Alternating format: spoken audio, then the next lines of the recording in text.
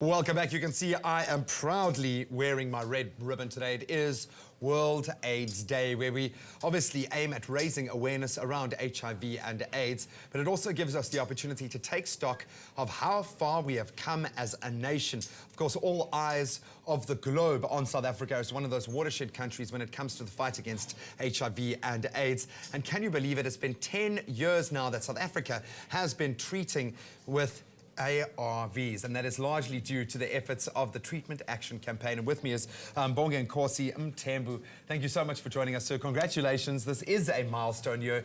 10 years of ARVs. You guys have played such a vital role in this campaign. Are we winning the war? Are you feeling like now that 10 years on World AIDS Day, do we have something to celebrate?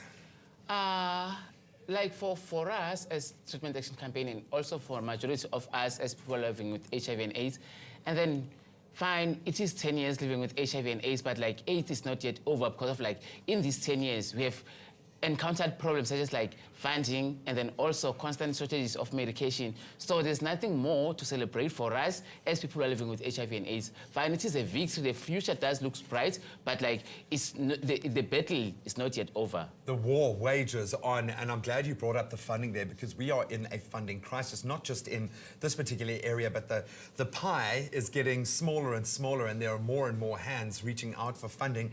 What is at the heart of the funding crisis when it comes to the TAC, and how do we get around this?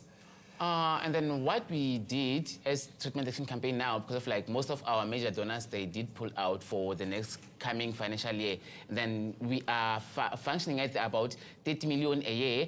So now we are short of about 20 million. So we have embarked on a crowdfunding whereby we plea on South Africans to donate to take, so that like we can continue to save lives. Because of like, even if ever it wasn't for us as Treatment Action Campaign, a lot of people should have been dead by now, and then myself being included. But like, thanks to the Treatment Action Campaign, I'm still alive, and some of our comrades are still alive because of the fight and the struggle that we did embark on about 10 years ago. Well, I think it's also the actions of you and the rest of your brotherhood keeping each other going.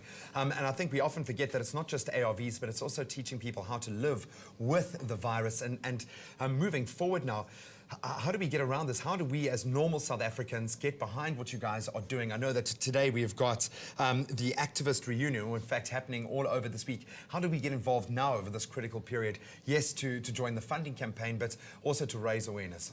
And then the thing that people they must do is just visit their nearest TAC office and sign up a donation form, or else go to our website, and then there's www.tech/donate, and then it will link you to where you can assist us. And then also today we are having like our 10 years reunion in Joburg, and then whereby all veterans of Treatment Action Campaign are meeting, talking about where do we come from as an organization. So it is taking place today in Joburg, and also the whole of this week we'll be busy embarking on crowdfunding, because of like what we've realized that like we need funding from South Africa now, and then South Africans, they must donate to us. And then so far we managed to raise about 1.5 million in a period of a month. So that's what we managed to raise through the crowdfunding that we embarked on. So we really need South Africans to assist us. And then also today the Department of Health is celebrating the World AIDS Day.